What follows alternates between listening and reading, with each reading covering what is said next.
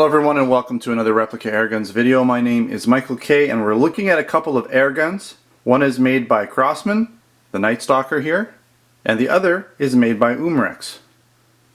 Now they're both similarly designed guns, but the Umarex Beretta CX4 Storm, which is this one here, is essentially an identical copy of the real Beretta CX4 Storm. It's very detailed in a lot of ways. Whereas the NightStalker, it's kind of a generic copy of the CX4 Storm, not necessarily a replica. You'll notice there's a lot of similarities in the design, but again, it's not really a replica, so to speak. Now both of these guns shoot .177 caliber pellets. They use 88 gram CO2 cartridges, which look like this, and they generally go in the butt plate or the buttstock area, and I'll show you that a little bit later. Now they're both blowback operated, and so the blowback, at least on the NightStalker, operates the hammer or the internal striker. The blowback on the CX4 Storm operates the internal hammer or striker, and it also advances the magazine, which is nice. Now the NightStalker has a 12-shot rotary magazine, and I'll show you that when I kind of do a little bit of a quick walk around of the gun. The CX4 Storm has a belt-fed 30-shot magazine that actually goes in the pistol grip area here. Now both of these guns weigh quite a bit different weights. Now I do have some accessories on these guns, but if you take the accessories off, these guns will weigh in at approximately 3.27 pounds and 5.25 pounds for the CX4 Storm. Both of the guns are a little bit over 30 inches long in length, and they have around 17-inch barrel lengths, with rifled barrels of course. I don't usually talk about trigger pull, but I have the specifications for these, so even though the CX4 Storm is a true single action, so it's not advancing any magazines when you pull the trigger, it does have the heavier trigger pull, which is around 8.5 pounds. Whereas the NightStalker, even though you're indexing the magazine every time you pull the trigger, it's a lighter trigger pull at 7 pounds. Now they're both effectively single action only guns, so you need to cock the bolt in order to shoot these guns. Now both the NightStalker and the CX4 Storm have standard iron sights, or I say iron but they're actually plastic, and they're adjustable for windage and elevation. Now the non-Canadian versions of these guns shoot somewhere in the neighborhood of 500 to 600 feet per second, but because of our Canadian airgun laws, these particular models have been detuned and they don't require a firearms license because they're detuned to under 500 feet per second. Now with that said, they're really detuned, and both of these guns shoot well under 500 feet per second out of the box.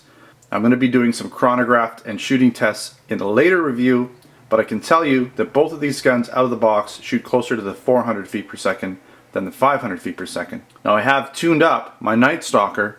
Don't even ask me how, it was a long time ago, but I have tuned it up to shoot much closer to 500 feet per second. Now the NightStalker, again made by Crosman, it's made in the USA. The Beretta CX4 Storm is Umarex product again, and it's made in Germany. Again, the CX4 Storm is a very, very accurate copy of the real CX4 Storm. And that CX4 Storm, by the way, comes in different pistol calibers, 9mm, 40 caliber, and it may even come in 45, I'm not sure, but I know it definitely comes in 40 cal and 9mm. Interestingly enough, in Canada, our magazine capacities are not rated on the gun itself, they're rated on the magazine. So if it's a pistol magazine, which this gun uses in the real version, then it can have 10 rounds, which is what our Canadian laws allow us here in Canada. Whereas a rifle magazine is only allowed 5 rounds unless it's 22 caliber. I know it sounds a little bit strange, but that's the way that these guns are rated. Alright, so I did kind of want to quickly go over some key points before I do a quick walk around of these guns.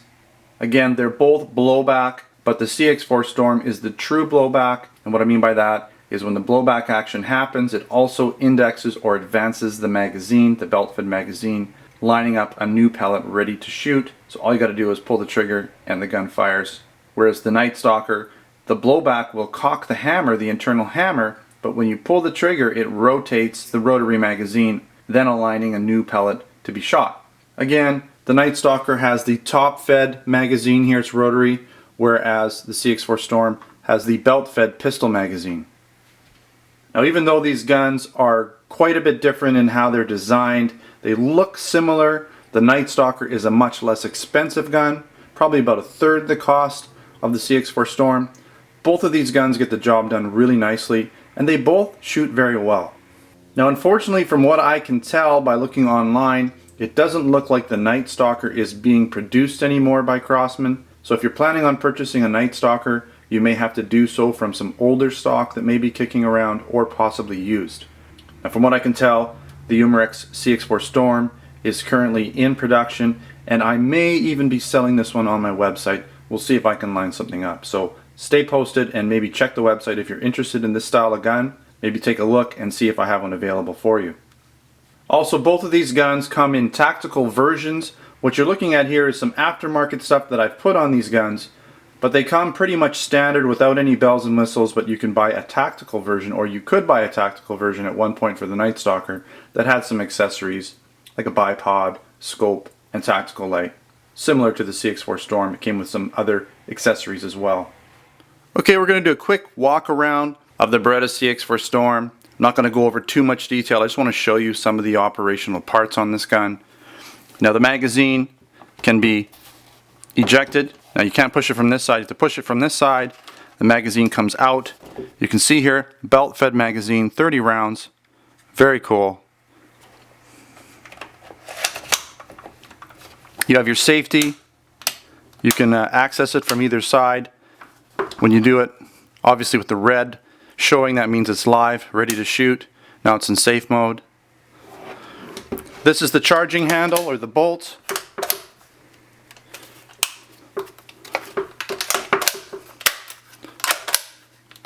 Okay, and so you can't pull the trigger. Well, you can pull the trigger, but you notice it's actually not releasing the bolt. Get a different sound when you do that entirely. The thing I'd like to point out is there's a nice rail that comes on this gun on the CX4 Storm. It's the standard rail. It's built right and molded right into the gun. It's kind of nice. I've added on some accessories here, but normally it wouldn't come with this adapter plate here, and you'd have to buy this to add other accessories. I have a light on here for now. I've added the scope. This is just a standard scope, 3 to 9 power scope that I put on. To get at the CO2 on this gun, you just pinch these in, and your CO2 goes in the back. Now by the way, both of these guns get somewhere in the neighborhood of 250 to 300 shots out of a CO2 cartridge, so there's a big advantage as far as shot capacity when using the 88 gram CO2 cartridges. And they tend to have a better average feet per second velocities when you're using these larger capacity CO2 tanks as well. Take a quick look at the other side. I know it's upside down, but you get the idea here. There is this area here that would normally be the ejection port. I'm not sure if it really does much. It's just more for show. Also quickly wanted to show you the case. I know it's a little big.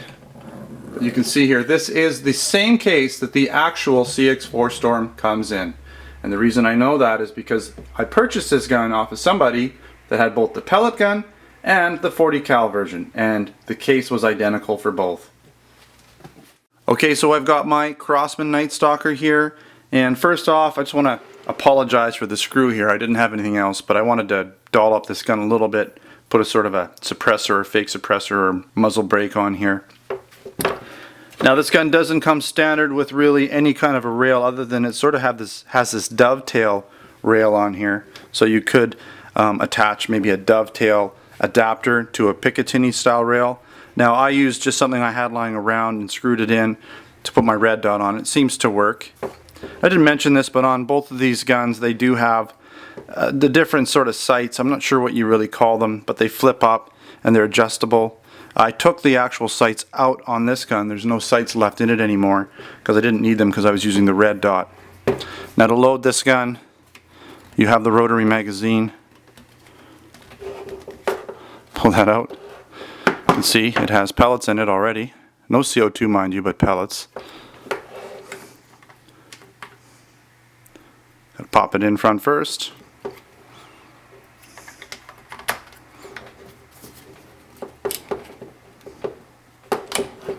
That's a little tricky to load this gun up, put them in, but once you get the hang of it, it works fairly well.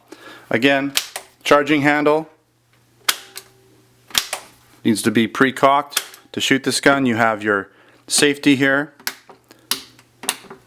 And again, Your CO2 goes in the back. Standard 88 gram CO2 cartridges.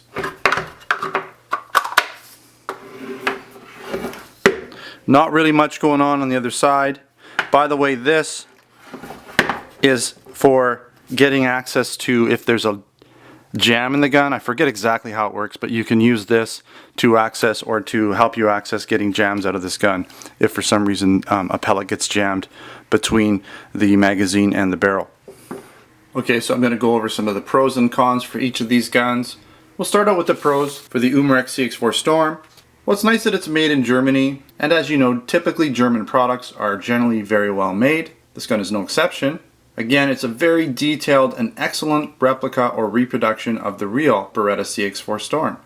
It's nice that it comes in a hard shell case, and as I said, it's the exact same case that the real Beretta CX4 Storm comes in.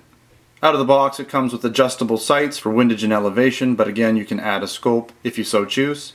I like that the CX4 Storm already has the Picatinny rail on the top, ready to put whatever kind of sights you choose for this gun. The CX4 Storm also has a nice high capacity 30 round belt fed, and I like the fact that it's bottom fed like the real gun is, so that's a nice touch. CX4 Storm is also a true blowback gun, again more true to the real gun that it replicates.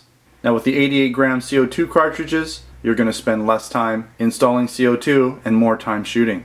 Some of the NightStalker pros: even though it's a fairly inexpensive gun, it's made in the USA, which is nice. And even though it's inexpensive, it still seems to shoot very well, and I'd say it's on par with the Umarex CX4 Storm as far as its shooting abilities. Again, the NightStalker has adjustable sights for windage and elevation, very similar to the sights that come on the Beretta CX4 Storm. Now if you want, you can add rails to the NightStalker. Now you may want to just get the actual tactical version because it's all ready to go. Now even though it doesn't have a 30 round magazine like the CX4 Storm, it does have a very nice high capacity 12 round magazine, and there's nothing wrong with that at all. And again, you're going to get a lot of shots out of an 88 gram CO2 cartridge, but keep in mind they are a little pricier. Alright, so let's go over the cons for the CX4 Storm now. Now even though it is the superior quality gun, it is a lot more money. It's about 3 times the amount of the NightStalker, coming in at around $300. It's not a cheap gun. Now the Canadian versions on both of these guns, requiring that they shoot under 500 feet per second and being detuned, I feel that they've both been detuned a little bit too much, and it would have been nice to see them get up into at least into the high 400 feet per second range. Now even though the CX4 Storm is a true blowback gun, it does have the heavier trigger pull, and I'm not really sure why. You would think that if all you're really doing is releasing the action, then it should be fairly light, but it actually comes in a little bit heavier than the NightStalker. And keep in mind, the NightStalker is actually rotating the magazine with each trigger pull. So some of the cons for the NightStalker: it's kind of a simple and basic gun. It's not as pretty as the CX4 Storm. It's lighter. The plastic seems a little cheaper, and the gun doesn't feel as heavy as the CX4 Storm. But as I said, it does get the job done. And again, the Canadian detuned version is a little underpowered in my opinion. Now it would have been nice if the NightStalker came with a proper Picatinny top rail. Now yes, you can add one if you'd like. It would have been nice to have it molded into this gun. And again, the NightStalker isn't a true blowback. It does blow back the action, but it does not advance the magazine. And I think it would have just added a little nicer trigger pull if all the trigger had to do was release the action.